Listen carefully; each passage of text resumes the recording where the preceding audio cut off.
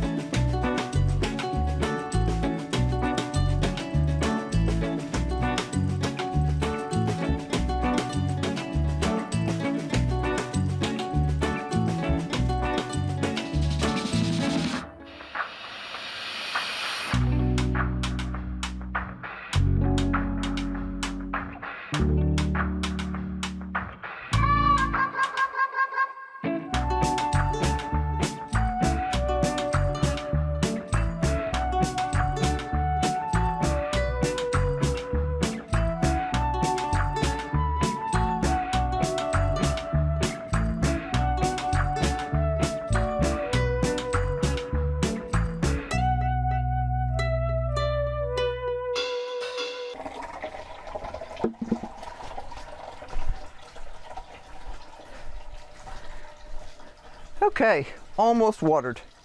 Got like just a couple more left in here. Need to water the radishes now that I picked some more. I'm kind of picking ahead of what Henry can eat right now because I don't want these to get too tough or funky. I try not to let things get too dry. So definitely important to sog everybody good once in a while here. And I'm always watching for bug holes and bug poo, stuff like that. I try not to have to spray in here, and if I keep up with it, I can usually stay ahead of the little beggars. At least when they're things like caterpillars. When you get into things like thrips and some other white flies or something like that, knock on wood, we don't have any of those, that can require spraying. So far, so good. It's a little awkward getting into some of these locations sometimes. But that's one of the problems with working in a greenhouse. Some places always awkward. At least it seems like it. I'm sure someone's got a perfect system out there somewhere, but we don't. But we sure are happy with what we are getting. Going to have more broccoli this week. Again, this is mini broccoli. We harvested our first mini broccoli last week. I'm thinking we'll probably have 2 or 3 center heads this week that we'll need to harvest.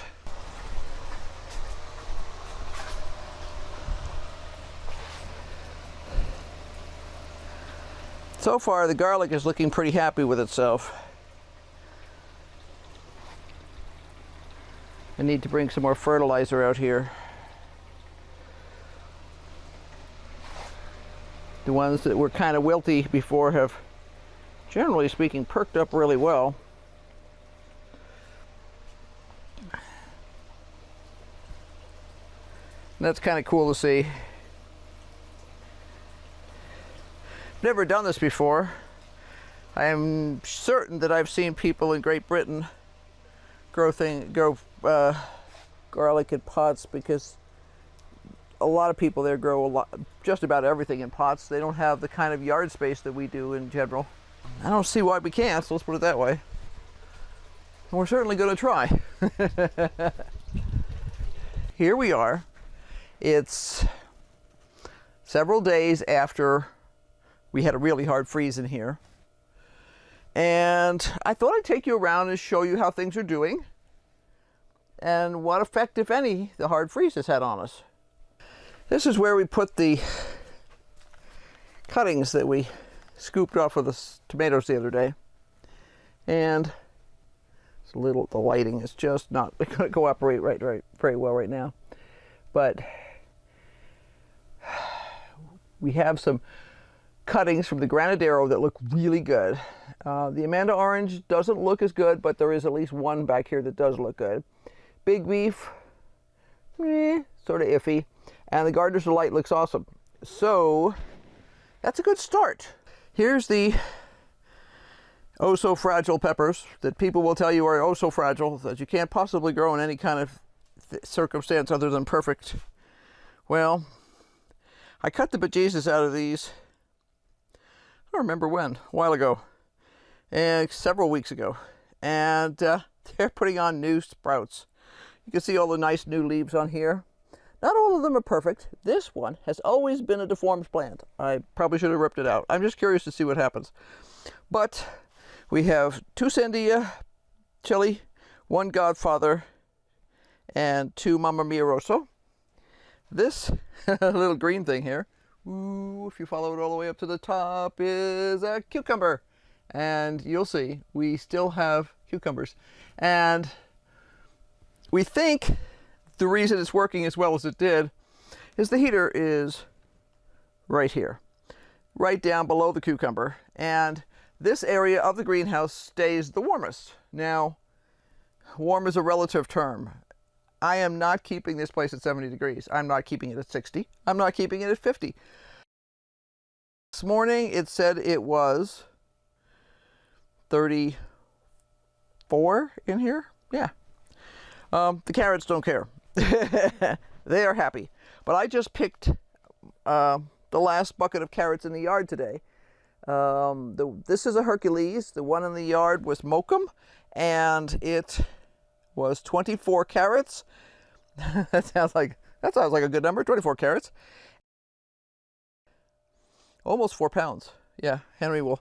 I actually have that written down in the house as to what it is. Husk cherry and calendula. And what I thought was going to be carrot, I think, is actually going to turn out to be a flower. Carrots and lavender mist look pretty much the same when they're babies, and so do cosmos. So I think these are probably going to be cosmos, because I don't think I planted any lavender mist in here, but I could be wrong. We'll see. Just like we didn't know we were going to get a calendula. What the heck? I don't care. It's awesome. This calendula has been so much fun to have in here. And this husk cherry has been producing buckets of lovely, one at a time little munchies. Pak choy. Looks a little raggy right now. It got a little deprived. It didn't have enough calcium, and it probably also got a little too dry. So we're getting that leaf curl on the edge. I am not going to worry about it. I will simply trim that off. In fact, that guy will probably get used in the next day or so in veggie soup. What do we have over here? We have cabbage, we have lettuce, we have spinach. Now those holes are left over from when we had a worm infestation earlier. And I haven't seen any new worms in weeks, but unfortunately the old leaves do not heal when they... there's one. Okay. I was wondering if we had some new ones in here. We could fix that. I've been through this so many times looking. Couldn't find anybody. So today I find one. Okay. Well, that explained why I kept thinking that I'd picked all the leaves with holes in them. And I had. And this guy was making new holes for me. Anyway, we've been talking about whether we want to have a salad the next time around, or whether we want to make something cooked or something different. So we'll see. But we'll do something because spinach is awesome. And I need to actually plant a new container of spinach because it's getting older, and there's nothing wrong with that, but at some point it'll get too old. Beets. I'm debating when to pick them. I read things about how big they're supposed to get, but then I don't see them sold that large in the store. I don't know. Probably this week I will pick some. This is a husk cherry, and it's doing a little better. It was not happy for a little while. I need to check the quality of the fruit. For a while there, the fruit quality was not great. Yeah, see, this guy's got a little mold on him. I'm not happy with that.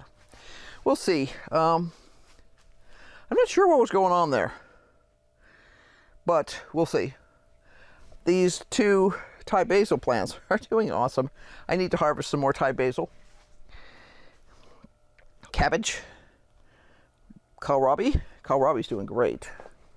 Look at those guys. They're getting nice and big and fat in there. Now, you watch me. I'll take I take off any dead old leaves out of here because in a greenhouse environment, I'm trying to keep it clean. Probably wouldn't worry about that so much outside, but in here, I want it clean. This is all cabbage, different varieties. Lettuce. More lettuce. My radishes, I should say Henry's radishes. Now you'll notice I did chop off the husk cherry. I didn't kill the plant. It's still alive. I'm giving it a chance. If it wants to come back, it can. If it doesn't, it doesn't have to. This is broccoli of some sort. I'd have to look at the label. Marathon. That's a Haas Tools. More lettuce. Laurentian rutabaga. Let's see, where's the label? Atlantis, that's mini broccoli. Lettuce. If you were here when I was transplanting, you may remember that I had one little teeny tiny itty bitty lettuce plant, and I was like, well, I don't know if this guy's going to make it or not, but I'm going to transplant him anyway. Well, he's not exactly gigantic, but he's grown another 2 leaves, and he's looking up. So, yep, his buddies are bigger than he is, but that's okay. It just means he won't get eaten soon. That's all. Let's see, this is the marathon. Broccoli. Tiara cabbage. An assortment of different kinds of broccolis and cabbages. When did I notice? These are all Copenhagen here, pretty much.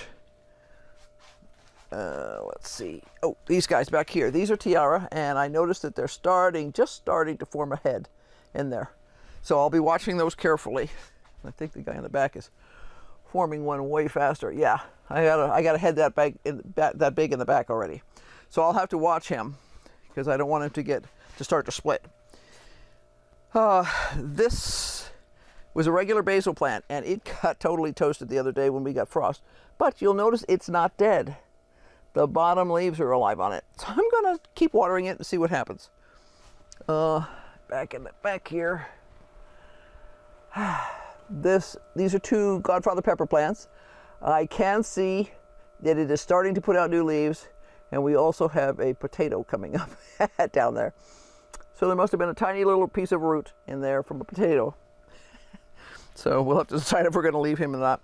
But you can see the mini broccoli here. These will come off sometime this week. That one at least will. More Tiara cabbage. Has not started heading yet. And this is our ratty looking green beans. These are the ones that we're letting go to seed. And I have pulled a few seed pods off of them. Every once in a while, when I come through and I find one that's dry like this, or they're not going to get bone dry in here because it's too damp, because it's the greenhouse.